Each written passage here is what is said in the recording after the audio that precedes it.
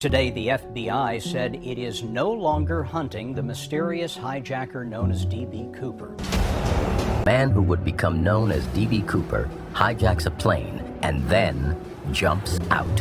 Very, very clear that they don't want to have anything to do with this case at this point. Unravel the mystery of d.b.cooper. It's a story that defies belief.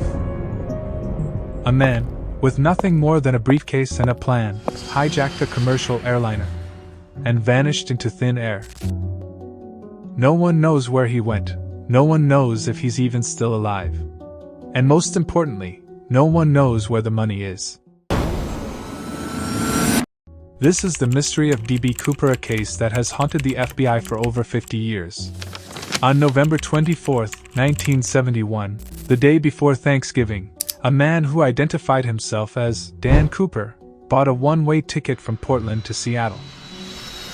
He boarded Northwest Orient Airlines Flight 305, a routine flight. But this flight was anything but routine. Once the plane was airborne, Cooper handed a flight attendant a note. She thought it was just another flirtatious passenger until Cooper leaned in and whispered, "Miss, you'd better read that. I have a bomb." The note demanded $200,000 in cash for parachutes, and a fuel truck standing by in Seattle for a quick refuel. The message was clear: do as I say, or this plane will explode. Upon receiving the hijacker's demands, the authorities acted quickly. The FBI scrambled to gather the ransom money, all $200,000 in unmarked $20 bills, and prepared to meet Cooper's conditions. Meanwhile, the passengers on the plane had no idea that a hijacking was underway. They were told the plane had a minor mechanical issue. But the crew knew the terrifying truth.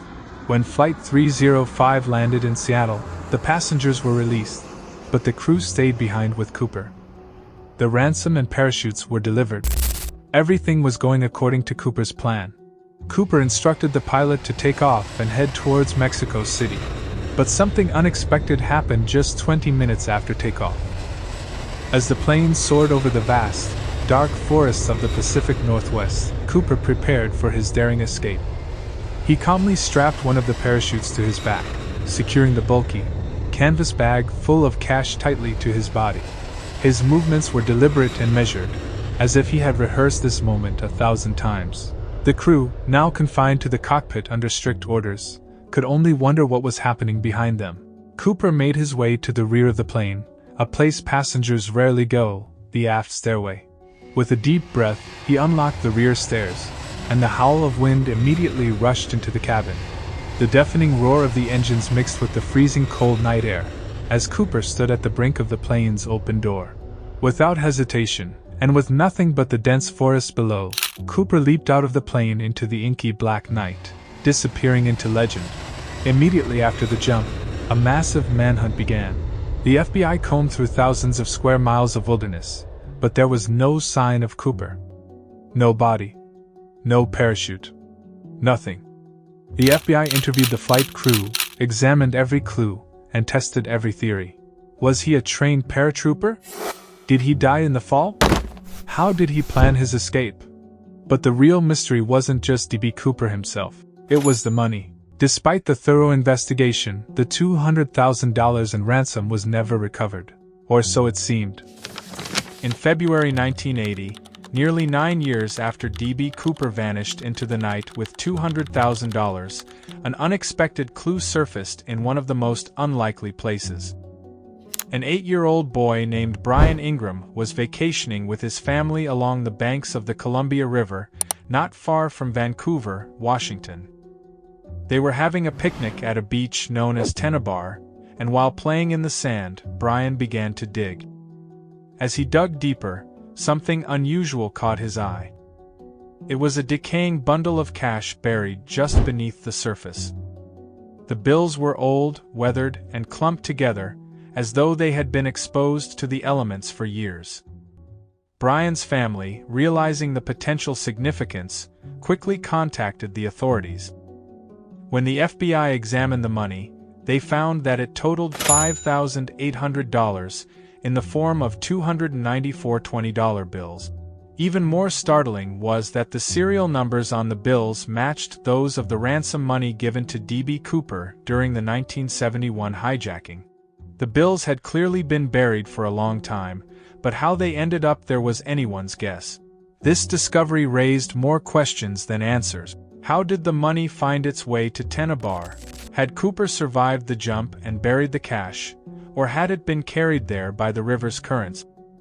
Despite extensive searches and investigations following the discovery, no further evidence of Cooper or the remaining ransom money was ever found. This clue, while tantalizing, deepened the mystery of D.B. Cooper. It remains one of the few pieces of physical evidence recovered since the infamous hijacking, and it continues to puzzle investigators and amateur sleuths alike. Over the years, countless theories have emerged. Some believe Cooper died during the jump, his body lost somewhere in the vast forests. Others think he survived, living under a new identity. Some even believe the entire hijacking was an inside job.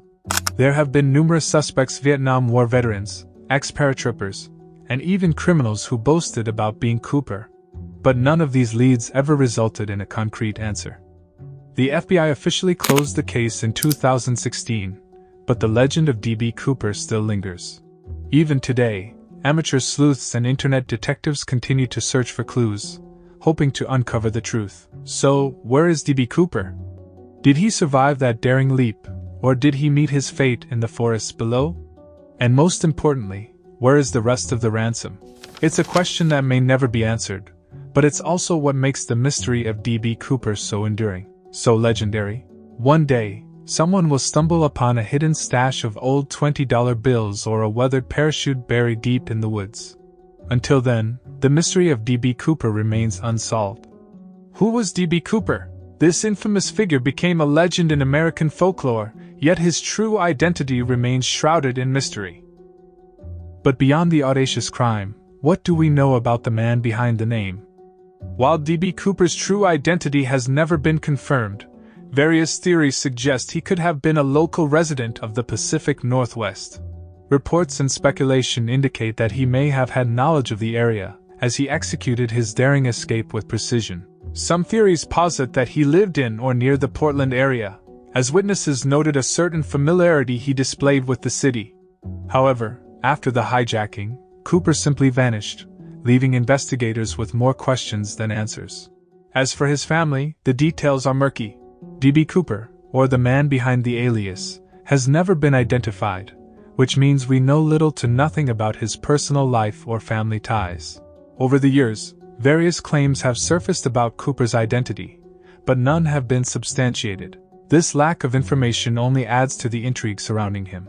The FBI conducted an extensive investigation, even receiving hundreds of tips from the public. Yet, every lead ultimately led to dead ends. Families of potential suspects were frequently put under the microscope, yet none matched the profile of the elusive hijacker. The enigma of D.B. Cooper continues to fascinate people across the globe. His life, as much as we know, remains an unsolved mystery, just like his fate. Was he a simple man looking for a thrill, or a mastermind who planned